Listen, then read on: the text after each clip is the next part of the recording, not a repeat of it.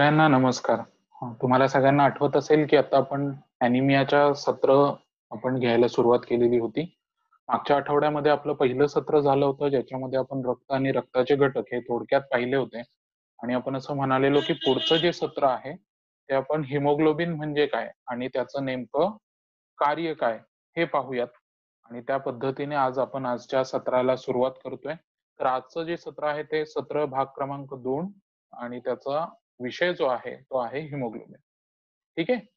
या सत्राला सुरुवात करण्यापूर्वी आपण थोडक्यात मागच्या सत्रामध्ये आपण काय पाहिलं त्याची थोडक्यात उजळणी करूयात या एका स्लाइड वरती आणि आपण आजच्या त्यानंतर मुख्य विषयाला सुरुवात करूया. मागच्या सत्रामध्ये आपण हे 4 घटक पाहिले होते रक्ताचे. बऱ्याच लोकांनी मला प्रश्न विचारले आणि त्याच्यामध्ये मी इंग्रजी नावं उल्लेख केलेला नव्हता. काही लोकांनी त्याची इंग्रजी नावं सुद्धा विचारली, तर ती आज आपण थोडक्यात सांगूया आणि पुढे पाहूया. इथे रक्ताची शीर जी दाखवलेली आहे त्याला तुम्ही आर्टरी किंवा व्हेन म्हणू शकता. त्याच्यामध्ये रक्त असतं आणि रक्तामध्ये ह्या 4 पेशी प्रामुख्याने असतात. त्यातली पहिली पेशी आपण पाहिली होती लाल रक्तपेशी म्हणजेच रेड ब्लड सेल. यांचं काम काय असतं तर याच्यामध्ये हिमोग्लोबिन असतं. श्वासोच्छवासामध्ये श्वसन आपण जे करत असतो त्याच्यातलं ऑक्सिजन शरीराला देण्याचं काम करतात, त्याच्यामुळे शरीराला जिवंत ठेवतात.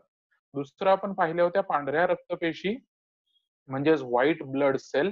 या काय काम करतात तर या शरीराच्या पोलीस पेशी आहेत. शरीरामध्ये आलेले जे जीवाणू विषाणू आलेले असतात जे शरीराला आजारी करू शकतात त्यांना शोधून काढून मारण्याचं काम करतात, म्हणजे शरीरामध्ये व्याधी प्रतिकार क्षमता टिकवून ठेवण्याचं काम करतात. तिसऱ्या ज्या पेशी असतात त्या आपण पाहिलेल्या होत्या प्लेटलेट्स. या काय काम करतात तर शरीरामध्ये शरीराच्या वरच्या भागावर किंवा शरीराच्या आतमध्ये जे आपल्याला दिसत नाही असे अवयव सुद्धा त्याच्यामधून जर काही रक्तस्राव होत असेल तर त्या रक्तस्रावाला कारणीभूत ठरलेली जखम झाकण्याचं काम करतात आणि त्याच्यातनं होणारा रक्तस्राव थांबवतात आणि त्यातून रक्त वाया न गेल्यामुळे मनुष्याचा जीव वाचतो आणि म्हणून ह्या सुद्धा प्लेटलेट्स ह्या महत्वाच्या आहेत. आणि ह्या तिन्ही प्रकारच्या पेशींना वाहून नेण्याचं काम प्लाझ्मा म्हणजेच द्रव पदार्थ करतो. असं आपण थोडक्यात मागच्या आपल्या सत्रामध्ये आपण पाहिलं होतं. या सगळ्यांची इंग्लिश नावं पण मी आता तुम्हाला सांगितली. लाल रक्तपेशी म्हणजे red blood cell, short form मध्ये त्याला आरबीसी म्हणतात. पांढऱ्या रक्तपेशी म्हणजे white blood cells, short form मध्ये त्यांना डब्ल्यूबीसी असं म्हणतात. ठीक आहे. आणि ही बाकीची जी 2 नावं आहेत ती इंग्रजीमध्येच आहेत, प्लेटलेट आणि प्लाझ्मा. यानंतर आपण आजचा जो मेन विषय आहे आपला त्याला सुरुवात करणार आहोत की नेमकं आता हिमोग्लोबिन म्हणजे काय. तर तुम्ही मागच्या आपल्या सत्रामध्ये किंवा आता मी थोडक्यात तुम्हाला जे चित्र दाखवलं त्याच्यामध्ये तुम्ही इथे लाल रक्ताच्या ज्या काही पेशी पाहू शकत आहात. लाल रक्तपेशी ही थोडक्यात त्यातल्या त्यात मोठी पेशी आपल्याला इथे दिसते रेड ब्लड सेलची. तर ह्या लाल रक्तपेशी इथे एक तुम्हाला दाखवण्याचा प्रयत्न केलाय. ह्या लाल रक्तपेशीमध्ये हिमोग्लोबिन नावाचा पदार्थ असतो. आता मग ही लाल रक्तपेशी नेमकी दिसते कशी थोडक्यात तर आपल्या घरामध्ये जर आपण कप सासर मधून चहा पितो तो सासर जी आहे ती सासर एकावर एक जर तुम्ही ठेवली सॉसर तर तो थोडक्यात जसा तबकडी सारखा जो शेप तयार होईल थोडक्यात त्या आकाराची आपल्याला लाल रक्तपेशी ही असते. आणि त्यात सॉसरच्या मध्ये जर तुम्ही पाहाल तर सेंटरमध्ये एक छोटस वर्तुळासारखा भाग तयार होतो. त्या छोट्या वर्तुळासारख्या भागाचं सानिध्य जर आपण इथे पाहिलं तर त्याच्यामध्ये हिमोग्लोबिन म्हणजेच काय या लाल रक्तपेशीच्या केंद्र भागामध्ये आतमध्ये हिमोग्लोबिन नावाचा पदार्थ असतो. हा पदार्थ आपल्याला अॅनिमियामध्ये खूप जास्त महत्वाचा असतो. त्यामुळे हिमोग्लोबिन असतो कुठे हे आता आपण पाहिलं. तर आता हा जो हिमोग्लोबिन आहे ह्याचं नेमकं कार्य कसं चालतं म्हणजे हा कार्य काय करतो. तर हिमोग्लोबिनचं कार्य जर आपल्याला समजून घ्यायचं असेल तर आपल्याला श्वसन प्रक्रिया माहिती असणं गरजेचे आहे.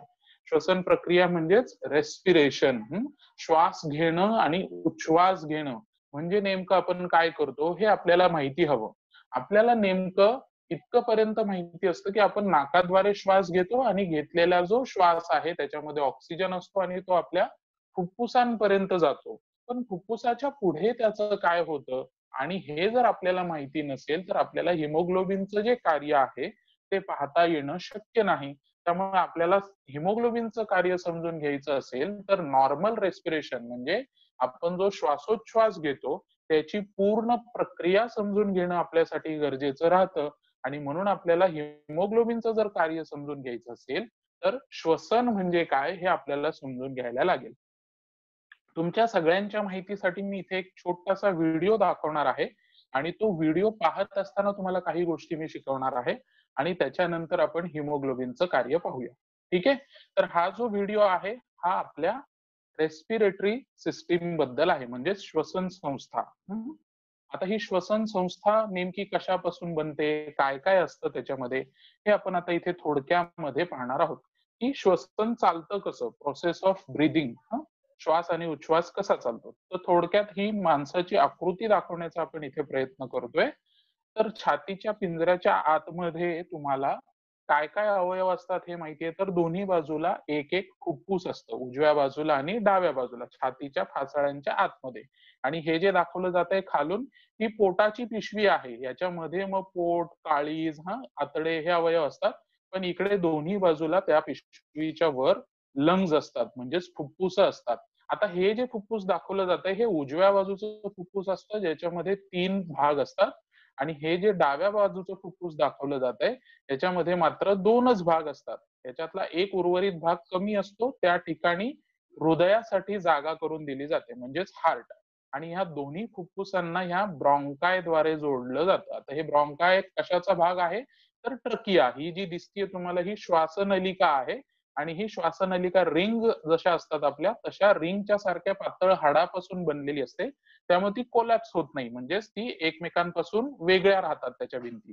आता हे थोडक्यात इथे नाकाचं स्ट्रक्चर आहे. याच्यातनं पहा, श्वास घेतला जातोय म्हणजेच काय, नाकाद्वारे आपण श्वास घेतो, त्यानंतर तो घशात येतो आणि घशापासून पुढे इथे श्वासनलिकेमध्ये, तिथून तो ब्रॉन्कायद्वारा विभागला जातो आणि एक उजव्या बाजूला आणि एक डाव्या बाजूला असा श्वास पोहोचतो. आता हे आतमध्ये फुफ्फुसांच्या आतमध्ये कशी रचना असते पहा. इथेही आतमध्ये श्वास घेतलेल्यासाठीचा हा पाईप आहे आणि त्याच्या भोवती जिथे तो पाईप संपतो त्याला अल्व्हिओलस असं म्हणतात.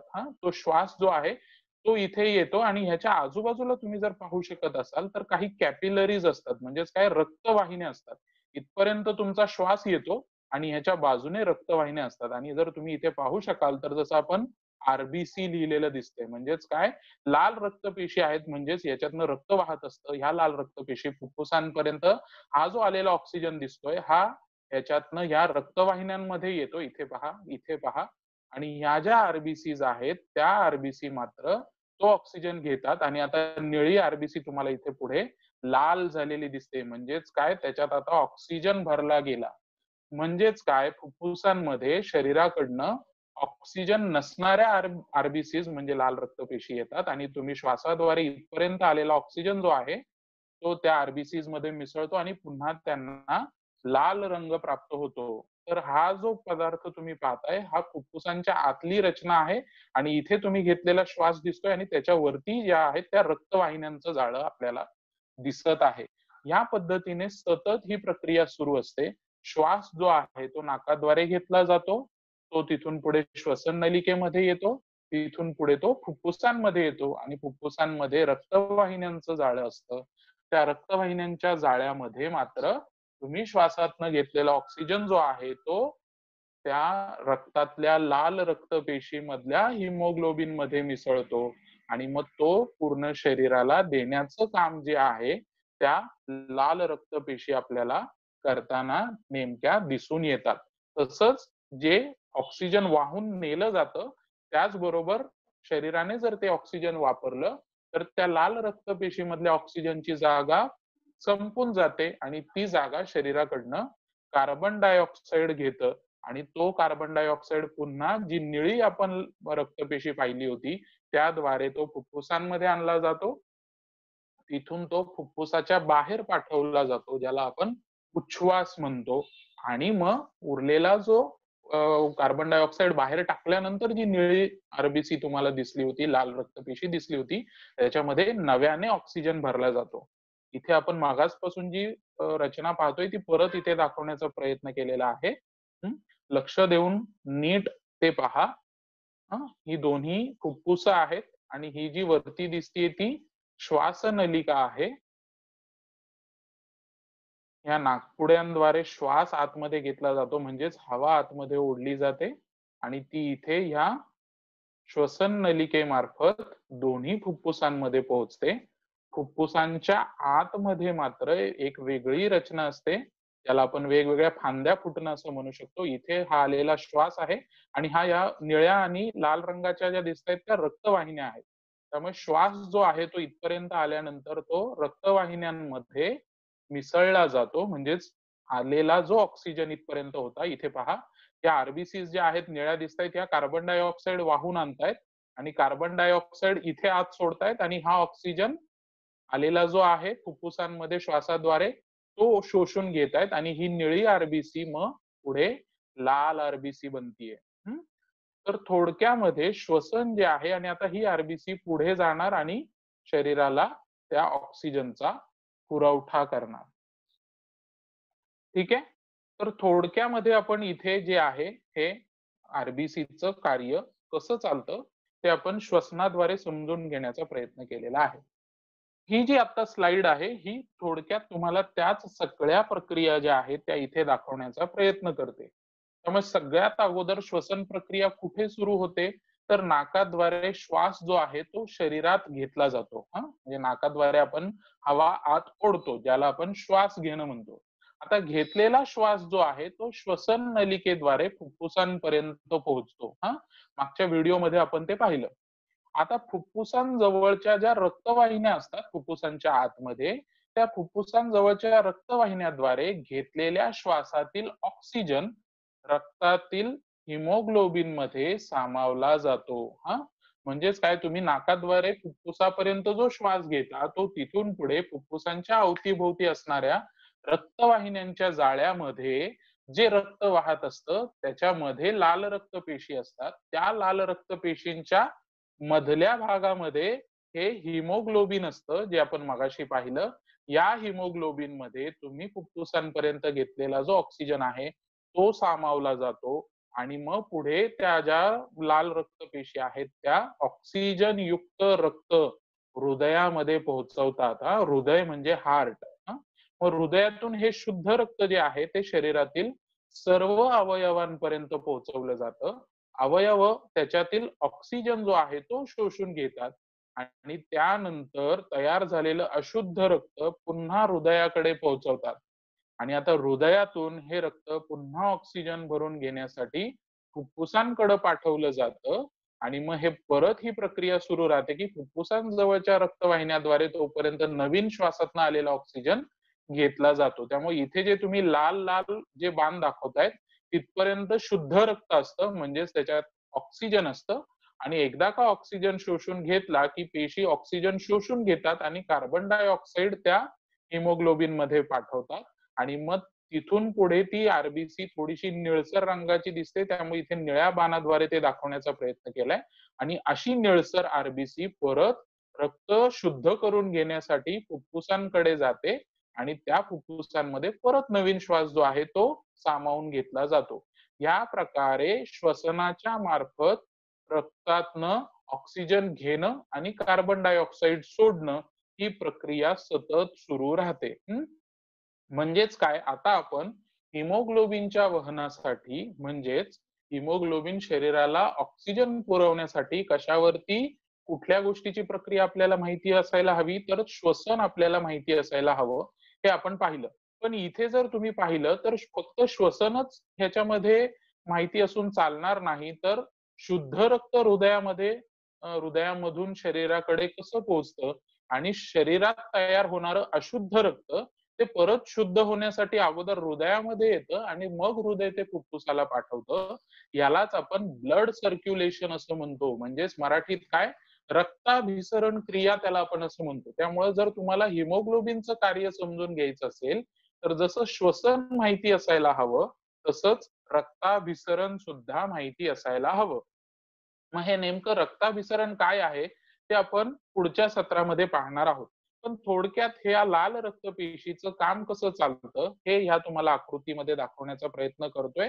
ही पहा, इथे जी 1 नंबरची मी जी लाल रक्तपेशी दाखवतोय ह्याच्यामध्ये ही लाल रक्तपेशीमध्ये हा जो श्वासाद्वारे घेतलेला ऑक्सिजन जो आहे हा आतल्या हिमोग्लोबिन मध्ये, इथे बघा पांढऱ्या रंगाचा जो भाग दिसतोय हा हिमोग्लोबिन आहे. हा हिमोग्लोबिन मध्ये सामावला जातो.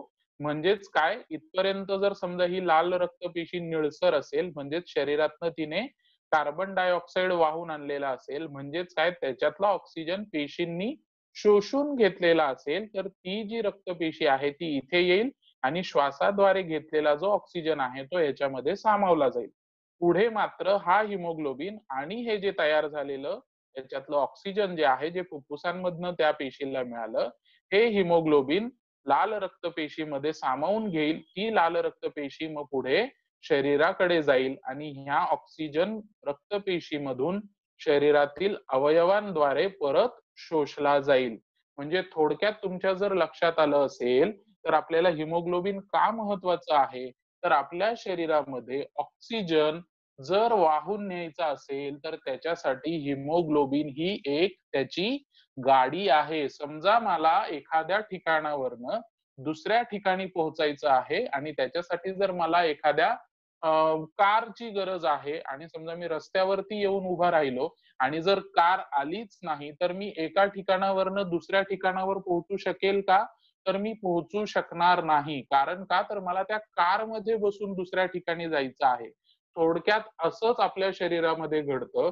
ऑक्सिजन जो आहे तो फुफ्फुसांपर्यंत आला, पण त्याला बसायला त्याच्या हिमोग्लोबिन नावाची कार जर नसेल, तर तो एकटा फक्त फुफ्फुसापर्यंत येऊन तुमच्या शरीरामध्ये पोहोचू शकणार नाही. त्यामुळे आपल्या शरीरामध्ये हिमोग्लोबिन जर नसेल, तर आपण घेतलेल्या श्वासातला जो ऑक्सिजन आहे त्याचा आपल्या शरीराला काहीही उपयोग होत नाही. त्याच्यामुळं आपल्याला शरीरामध्ये हिमोग्लोबिनची कमतरता जाणवू द्यायला नको, कारण ह्याचा थेट संबंध आपल्या शरीराच्या जिवंत राहण्यासोबत आहे.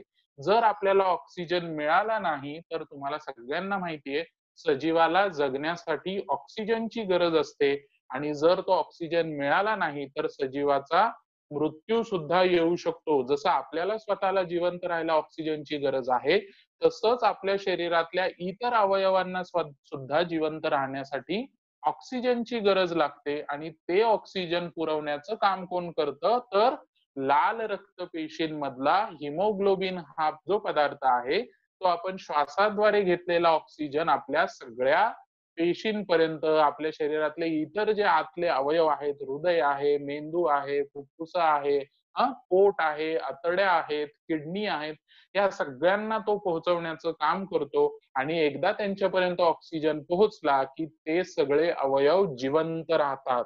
जर त्यांना ऑक्सिजन मिळाला नाही, तर ते हळूहळू अवयव मरायला लागतात आणि ते अवयव मरणं, सगळेच अवयव जर त्यांचं काम करायचं थांबले, तर त्याचा अर्थ काय होतो, ते अवयव मृत पावले, मेले आणि असे अवयव मेले की त्याचा सगळ्यात शेवटचा जो रूपांतर कशामध्ये होतो, तर तो माणूस सुद्धा मृत्यू पावतो. म्हणून ऑक्सिजन जे आहे ते आपल्या जगण्यासाठी खूप जास्त महत्वाचं आहे. त्यामुळे आजचं जे आपण सत्र जे आपण थोडक्यात घेतलेलं आहे, ते तुम्हाला श्वसन म्हणजे काय हे ओळखता आलं पाहिजे. श्वसनाची प्रक्रिया कशी चालते आपण ते व्हिडिओ मधनं पाहिलेलं आहे.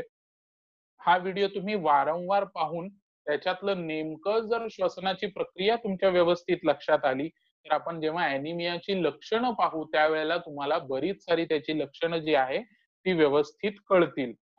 आता जसं आपण आज श्वसन म्हणजे काय हे पाहिलेलं आहे, तसंच आता आपण पुढच्या भागामध्ये जेव्हा आपण पुढचं सत्र पुढच्या आठवड्यात घेऊ, त्याच्यामध्ये आपण रक्ताभिसरण म्हणजे काय ते पाहणार आहोत. म्हणजेच काय, ब्लड सर्क्युलेशन शरीरामध्ये कसं होतं ते आपण पाहणार आहोत, जेणेकरून आपल्याला श्वसन समजलं आणि ब्लड सर्क्युलेशन समजलं. ह्या दोन महत्वाच्या शरीरातल्या ज्या सिस्टीम आहेत त्या आपल्याला एकदा लक्षात आल्या की आपल्याला अॅनिमिया हा जो आजार आहे तो समजणं थोडक्यात सोपं जाईल. आणि म्हणून आपण पुढच्या भागामध्ये मात्र नक्की काय पाहणार आहोत, तर ब्लड सर्क्युलेशन आपण पाहणार आहोत. आणि